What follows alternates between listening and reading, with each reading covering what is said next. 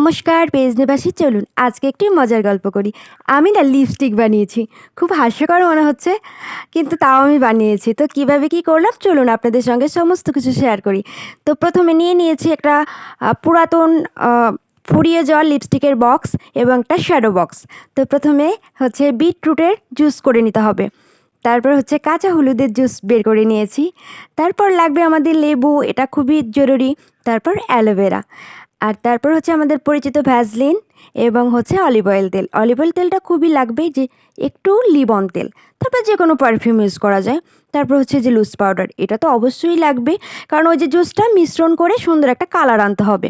তো এই কালারটা এসেছে, দেখতে কিন্তু খুব ভালো লাগছে। আমি ভিডিওতে যদিও দেখাতে পারছি না। তারপর কী করেছি, ওই যে ওই মিশ্রণটি এই লিপস্টিকের বাক্সে আমি কিন্তু ঢেলেছি।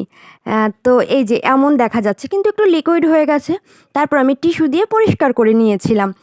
তো এই যে দেখতে মোটামুটি সুন্দর লাগছে।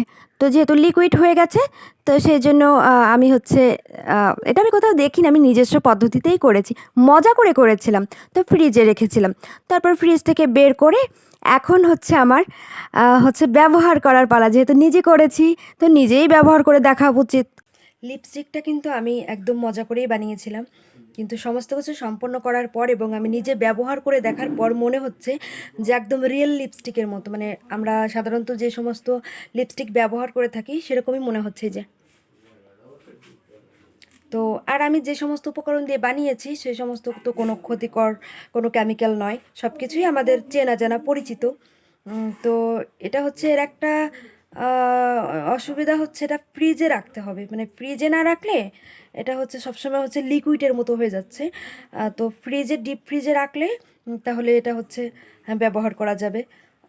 তো এটা জাস্ট মজা করেই আমি বানিয়েছি, কিন্তু সত্যি যখন আমি ব্যবহার করলাম একদম রিয়েল শেডের মতোই লাগছে। আর রঙটা না ভীষণ সুন্দর হয়েছে, মানে আমি আসলে এই ধরনের শেড ব্যবহার করতেই বেশি পছন্দ করি, ঠিক সেরকমই হয়েছে।